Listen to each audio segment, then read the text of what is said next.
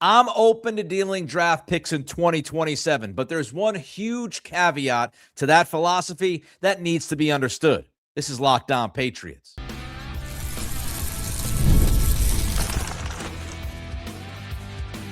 You are Locked On Patriots, your daily New England Patriots podcast. Part of the Locked On Podcast Network, your team every day. Happening. I am your host, Nick Cattles. The interior offensive line has some depth concerns, and the Pats have been linked to one name in the draft that's been gaining traction. Fans respond to a poll about what they would like the Pats to do at number 31, and some of the answers are surprising. But first, trading picks in 2027 is a very layered conversation with one non-starter. Lots of back and forth about the Patriots trading picks in 2027 for A.J. Brown. A lot of conversation because reportedly, as we know, the Eagles do not want to trade A.J. Brown until we get to June because of the cap ramifications, which means the most likely scenario is if you're going to trade for Brown with Philly, you're going to have to send them picks, not picks from 2026 draft, but of course picks in the 2027 draft. So there's been a lot of conversation of whether or not it'd be worth it trading picks from 2027 to bring in A.J. Brown. I don't want to focus on the Brown portion of this as much as the picks portion of this question, because in 2027, it is expected. Now, we can't guarantee it, but it is expected that the 2027 NFL draft is going to be much better than the 2026 NFL draft. And if I'm looking at this trade, if I'm looking at the possibility of trading for A.J. Brown, or I'm looking at another trade possibility, here's where I draw the line. Right now, from who's available, who we know to be available, which pretty much comes down to two guys, right? Dexter Lawrence. On Monday, we found out that the New York Giants are open to trading Dexter Lawrence, and they plan on pretty much trading Dexter Lawrence. So there's one name of somebody who could be an impact player for the Patriots that, could be available or is available. And the other guy is A.J. Brown. Now, if I'm looking at a Dexter Lawrence or an A.J. Brown, there is no way on God's green earth that I am trading a 2027 first round draft pick. There's no way I'm making a deal like that. So if you want to ask me about A.J. Brown and you want to ask me whether or not I'm willing to trade 2027 draft picks for the receiver, my answer is not the first round pick. If you want to ask me about Dexter Lawrence from the New York Giants and whether or not I would be willing to trade 2027 draft picks for Dexter Lawrence, my answer would be not the first round pick. And for Dexter Lawrence, I probably would say no anyway, because you already have Christian Barmore and Milton Williams, and the Lawrence contract won't quite work with those two other cats. Now, why would I not be willing to trade a first-round pick from the 2027 NFL draft? It's because I have no idea where that pick is going to be. And your counter might be, well, Nick, you don't know where any of the picks are going to be because you don't know where you're going to finish. And I understand. But in the first round, that is more crucial to me. I care more about a first-round pick than any other pick for obvious reasons. It's a first-round pick. And I have no clue what's going to happen. I mean, just imagine if things don't go well for the Patriots in 2026. None of us want that. No Patriots fans want it. People covering the team don't want the team to fail. I would love the Patriots to make another run to the playoffs, another deep run in the playoffs. Shoot, I'd love a Super Bowl win in 2026. But if you are being responsible, if you're trying to plan this thing out, and you're trying to do what's right by the franchise, you don't know what's going to happen in the 2026 season. Imagine if things don't go well. Imagine if you get to deal with a bunch of injuries. Imagine if you end up trading a top 10, top 15 pick in next year's loaded draft for A.J. Brown. I think that's way too much. Trading it for a Dexter Lawrence, again, would be way too much. I have no clue where that pick is going to end up.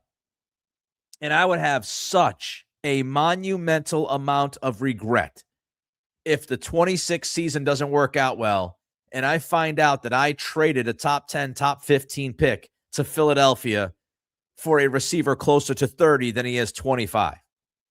There's nobody available right now that fits the criteria to give up that type of draft asset. I'm not saying the 2027 first round pick is untouchable, but I'm saying if I'm trading that pick, I'm bringing somebody back to the program that checks a lot of boxes. Now, what are those boxes? If I'm even entertaining the idea of trading a first round pick in 2027's NFL draft, the player I'm bringing back has to be in his mid-20s at the oldest. I want somebody who has yet to hit his peak. I want somebody who is walking into their prime or short of their prime. That's what I want. If you're telling me that it's a Micah Parsons type player like last offseason, I would have that conversation because Micah Parsons is that darn good and he is that young. I want a player, if I'm trading a first-round pick in next year's loaded draft, I want a player who is considered elite, not somebody who was once elite, not somebody who is maybe top tier, not somebody who's 10 to 20 at their position. No. I want somebody who is unequivocally elite. Again, I bring up the name Micah Parsons. Mid-20s, elite at a premier position. That also helps. I want to bring somebody in who doesn't have a ton of injury history. I don't have to question the knees or something else. So if you have somebody who is in their mid-20s or just about to walk into their prime, is considered elite at what they do, doesn't have any injury history or not much injury history, and that player is coming off a top-tier season, then we can have that conversation. But A.J. Brown is not in his mid-20s. I don't think he's considered elite anymore. He has an injury history, as we know, and he's coming off of a season that wasn't very good. Now, of course, that could be quarterback, that could be offense. I lean that way, but it is what it is. If I'm trading for A.J. Brown, if I am Mike Vrabel, Elliott Wolf, Ryan Cowden, and Stretch Striker, and I'm making this move to bring in A.J. Brown, I'm going off what he just did in 2025. Because what you've got to do is you've got to pay for what you expect that player to be, not what that player has been. So I'm not paying for A.J. Brown's best years. I'm paying for what he is right now. So if I'm giving up a 2027 first-round pick, I best believe that that player has the ability to be elite for the next few years, if not several years. Now, my belief, when we talk about the trade, right, that we've been talking about for months, my belief is that the Patriots are willing to give up a second-round pick for A.J. Brown. I think they'd be willing to give up a second-round pick for a lot of players that could help their football team. The problem is that the Patriots' second-round pick, because they got to the Super Bowl, is towards the end of the second round. So you're picking at 63. If the Pats' second-round pick was in the top 10 to 15 of the second round, a deal might already have been done for Brown or somebody else, whoever else could help them. But because the pick is towards the tail end, those teams that would be trading the veterans in these hypothetical scenarios are telling the Patriots, your second-round pick in this year's draft is pretty much a third-round pick. And this draft, as we know, is not necessarily loaded with a bunch of top-tier talent. So that is impacting the value of the Patriots' picks. Other picks in 2027, if you deal a second-round pick in 2027, it is not as crippling. If you deal a third-round pick, it is not as crippling. You can move up, you can move back, you can do a lot of things. You have one full year on the clock to figure out how to deal with that draft pick or draft picks that have been moved. But a first-round pick, that's a different ballgame. That's a 50-year on the contract. That's somebody who can make an immediate impact, and if you swing and hit, you can get a Christian Gonzalez, right? You can find somebody of that ilk that is going to impact your team significantly right out of the gates. So if we're talking 2027 picks and you think you're going to bring up my first round pick in next year's draft as a draft asset that you might think I'm going to move, I'm going to say thanks, but no thanks. unless you have somebody like Micah Parsons on the other end. Philly, thanks, but no thanks. I'm not trading you my first-round pick when I have no idea where it's going to land in that type of a draft. That would be irresponsible. So it makes all the sense in the world for New England and Philly to wait, and then you see a deal that includes a second-round pick in 2027 and something else, another pick, a conditional pick, a day 3 pick with a player. That's what makes the most sense. But this idea, if anybody has this idea that the Patriots are going to trade a first-round pick in 2027 for A.J. Brown, I just don't think that's going to happen. And I don't think there's a lot of players that are in the league that the Patriots would say yes to a deal like that. I certainly wouldn't. Coming up, wide receiver at number 31 might not be as popular of an idea as I had thought. This is Locked On Patriots, part of the Locked On Podcast Network, now the number one sports podcast network, your team every day. This episode is sponsored by BetterHelp. Financial stress is something a lot of people are carrying right now, and it's not just about numbers. It can affect your sleep, your relationships, and your overall mental health in ways that build up over time. And the reality is, struggling with money doesn't mean you have failed. Sometimes it just means you haven't had the right kind of support. It's something I've thought about, how easy it is to put pressure on yourself financially without really talking about it. The stress that comes with trying to figure everything out on your own, and how that pressure can spill into other areas of your life. Therapy, it's not about financial advice. It's about working through the stress, the anxiety, and the emotions that come with it. With over 30,000 licensed therapists and more than 6 million people served, BetterHelp makes it easier to get matched and start focusing on what you need. When life feels overwhelming, therapy can help. Sign up and get 10% off at betterhelp.com/lockedon. That's betterhelp.com/lockedon. Thank you for making us your first listen, for being an everydayer. Check out the Everydayer Club, ad-free episodes, access to a group chat with other listeners of this show. Tap the link in the show notes to find out more, or you can go to lockedonpatriots.supercast.com. Less than 3 weeks away from the draft. Less than 3 weeks away, about 2.5 weeks away from the 2026 NFL draft. And I've said this before, I'll say it again. The number 31 pick, it's so unpredictable because you have no idea who is going to fall to you at 31. If anybody that you like or love is going to fall to you at number 31. I was reading earlier today a take that nobody, hardly anybody is appreciating how unpredictable this draft is going to be.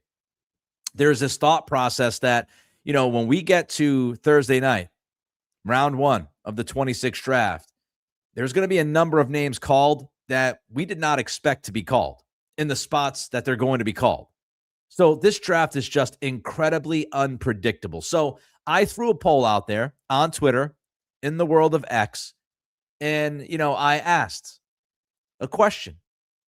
If you were picking at number 31 right now, what would you do? Now, of course, this was late last week, so I posted we're officially 3 weeks away from the draft, so it was last Thursday. I wanted to give it a day or so to get the results and all of that.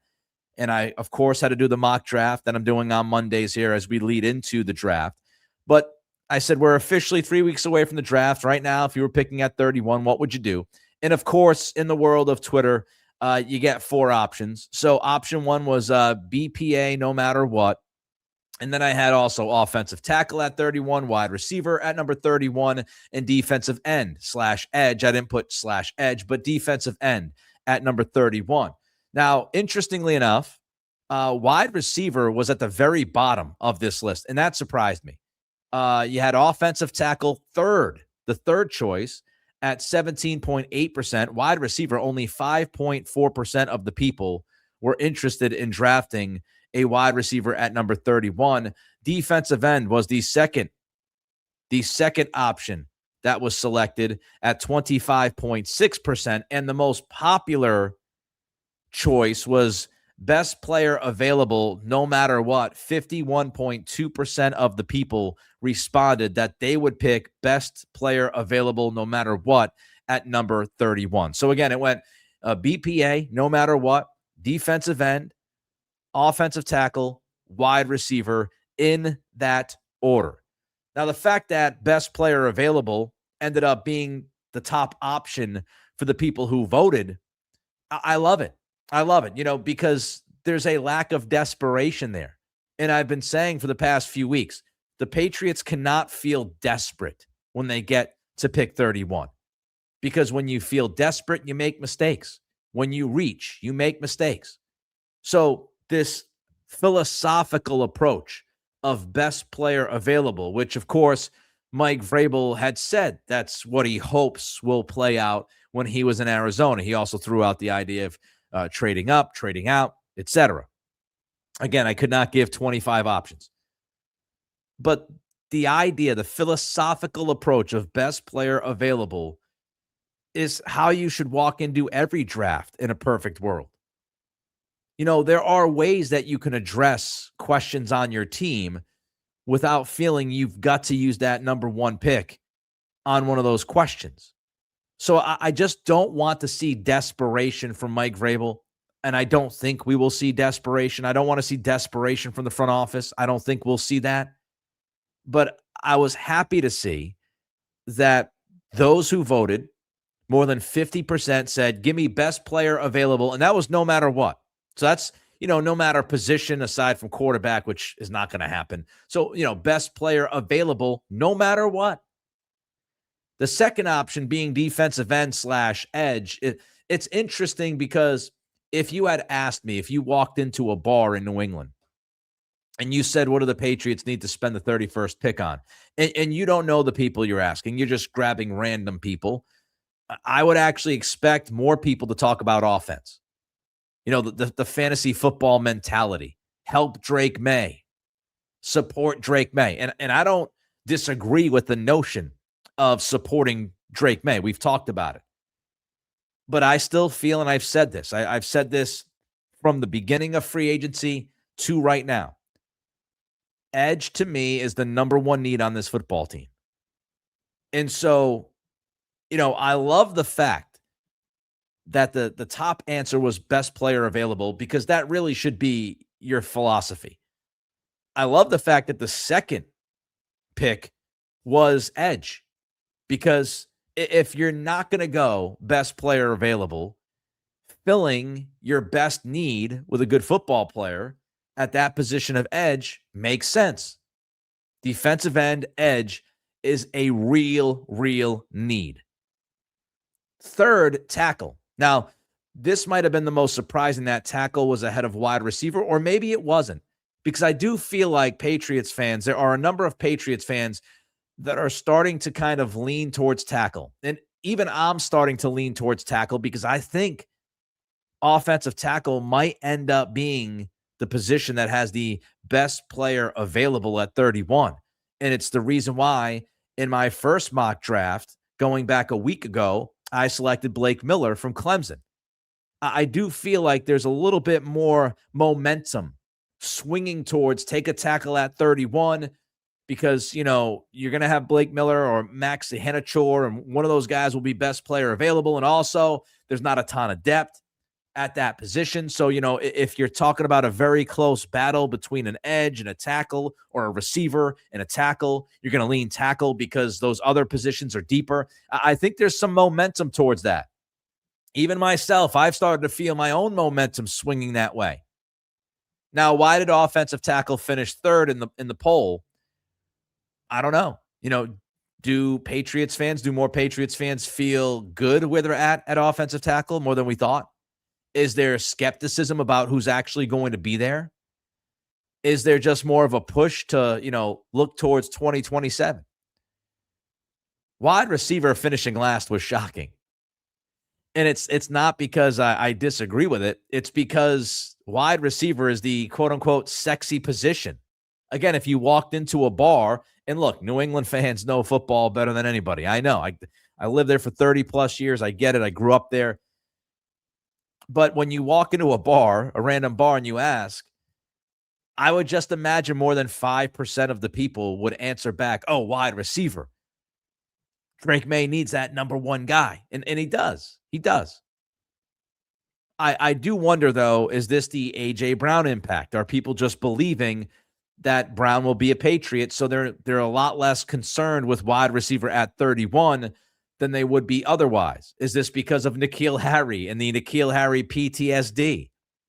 Or is it because of the draft depth at the position that you can get a boundary X receiver in the second, third, maybe even fourth round?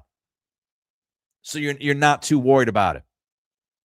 Are people just concerned because you just saw Jalen Polk go in the top of the second round a couple of years ago, and that backfired tremendously? Now, of course, this is just a case study, and really how the board falls is what matters most. These mock drafts, even the mock drafts that I do, they're for fun, they're for research, figure out what makes sense, what might not make sense, who could be there, who's not going to be there. And just be ready over the next couple of weeks, because there are going to be a lot of leaks coming out. You know, lying season picks up steam the closer we get to the draft. But I enjoyed looking at those poll results, because best player available, edge, tackle, wide receiver, it's a pretty reasonable stacking of that list. But again, it really just matters who falls to you. How does the board fall in what makes sense in that moment? Next, the interior offensive lineman in this year's draft that could replace Mike Onwenu. This is Locked On Patriots, part of the Locked On Podcast Network, your team every day.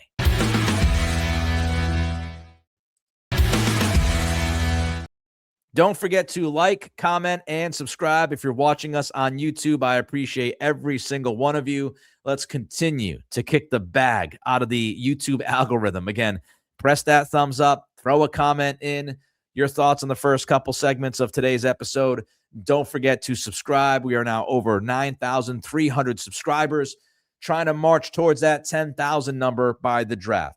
Interior offensive line, speaking of the draft, is 100% a need.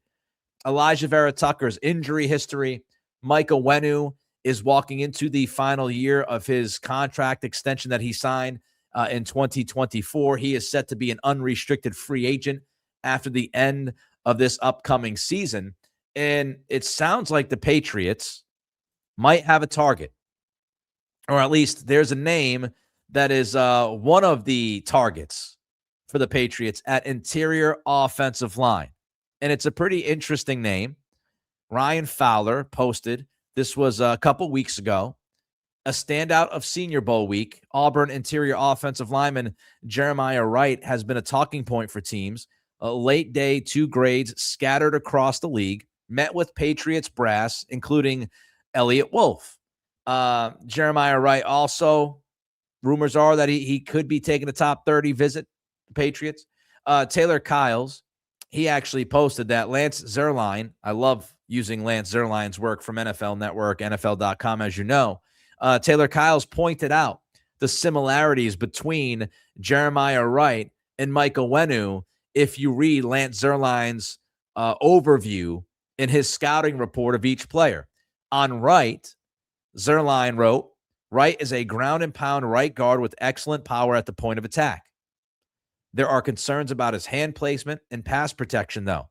He has the size/power to go head-to-head in NFL gap and power concepts, playing with a nasty finisher's demeanor. That would fit the list, right? The nasty finish. That's a Mike Vrabel kind of guy. However, average instincts and a lack of foot quickness leave him vulnerable to athletic rushers and gaming fronts. Wright is a limited athlete with inconsistencies that might not be correctable, but he's tough, strong, and has pro-ready traits that should make him a day 3 pick. Again, so Lance Zierlein has him as a day 3 pick. Ryan Fowler said that there are some late day 2 grades scattered across the league. Now, scattered, that could mean, 2 or 3 teams. We don't know. Now you look at Lance Zierlein's report on Mike Onwenu. Powerful and wide. Onwenu's natural play strength is somewhat offset by his below-average athletic ability. With better hand placement and attention to footwork, he can take a step forward as a drive blocker with the ability to move bodies around. But he'll be a scheme-specific prospect who could struggle against quick upfield players and sub-package rushers. He has backup guard ability and potential as a day 3 pick. Very, very similar write-ups from Lance Zierlein when you look at Jeremiah Wright from Auburn and Mike Onwenu from Michigan going back a few years ago. And it's a very fascinating thing that we can do. Look back at these scouting reports, comp these players, and say, oh, a lot of similarities between these two guys. So if you're going to remove Mike Onwenu for 2027, makes a lot of sense for a guy whose scouting report almost mirrors Onwenu's to be the guy who replaces him. Now, the ground and pound with below average athleticism, I do wonder, is that what this coaching staff truly wants? Now, obviously, Bill Belichick had no problem drafting Mike Onwenu. I think it was the 6th round. He had no problem drafting Mike Onwenu and taking a swing on the bigger, less athletic type guy. But I do think it's worth the conversation here with Mike Vrabel and Doug Marrone and Josh McDaniels, this offensive staff. Is that really what they want? Do they really want a ground and pound below average athlete? Because when you look at what they've done, Will Campbell, tremendous athlete. Elijah Vera Tucker, tremendous athlete. Jared Wilson, tremendous athlete. All three of those guys, uber athletic traits. So is Jeremiah Wright the kind of fit? Maybe. The other thing you have to question, when you look at this on paper, it makes sense that you got one more year left of Mike Onwenu. He finishes his run in 2026. You're ready to move on from him. You just simply slide in the draft pick from 2026. You slide in Jeremiah Wright. Easy peasy, no big deal. But what if Mike Onwenu makes it really tough to do that? Mike Onwenu played his best football, maybe ever, in a Patriots uniform for a couple of months during this past season. I mean, this is somebody who got all pro votes, not Pro Bowl. We're talking about there were people that were looking at Mike Onwenu and saying he should be at least in the conversation to be an all-pro because of what he did in 2025. What if he plays that level of football from beginning to end in 2026? It's going to be a very difficult decision to make, right? Like if you're talking about somebody who's playing at that level at right guard, do you really want to create another question on your offensive line when that guy put that type of season together and just move him out because you drafted Jeremiah Wright on day 3 or late day 2, whatever it was, in 2026? Or do you keep Mike Onwenu because you know what he brings to the table? And can you trust Mike Onwenu? Of course, there have been questions about his weight. Does he come into shape? When he walks into camp, is he always in shape? Not necessarily. He tends to get there eventually. But we have to remember, right? We can't be damaged by them. But we have to remember the mistakes that Bill Belichick made at the interior offensive line. He was too quick to move on from Joe Thuney. I'm not calling Mike Onwenu Joe Thuney, but he was too quick to move on from Joe Thuney. He was too quick to move on from Shaq Mason. That's a better comparison, right? So don't be too quick to move on from Mike Onwenu. If he continues to play really good football, I don't know, maybe you just keep him in New England. But having a backup plan and drafting somebody like Jeremiah Wright, just in case Onwenu doesn't play well, makes a lot of sense. Now, a day 3 pick to me would make more sense. I don't know if I'd be spending, a day 2 pick on an interior offensive lineman. You have 2 4th-round picks, a 5th and 4 6th-round picks. Onwenu, as I said, was a 6th-round pick. So, you look at maybe drafting a guy in the 4th round, 5th round, one of those 6th-round picks. Maybe you draft 2. And by the way, where's Caden Wallace in this conversation? Does he have any shot of making the team? Because he moved to guard last year. But keep that name in mind. Jeremiah Wright, Auburn interior offensive lineman, could be a fit for the Patriots. I would say more day 3 than day 2. That wraps up this edition of Locked On Patriots. Thank you for making us your first listen, for being in every day. Reach out to me on Twitter at NickCRadio. Don't forget to throw a comment in on the YouTube channel. Hit that like button and subscribe. And if you never miss an episode, the Everydayer Club is built for you. Get Locked On Patriots ad-free, plus members-only Discord access and more. Head to LockedOnPatriots.supercast.com or check the link in the show notes to learn even more. Have a great day and we will see you next time.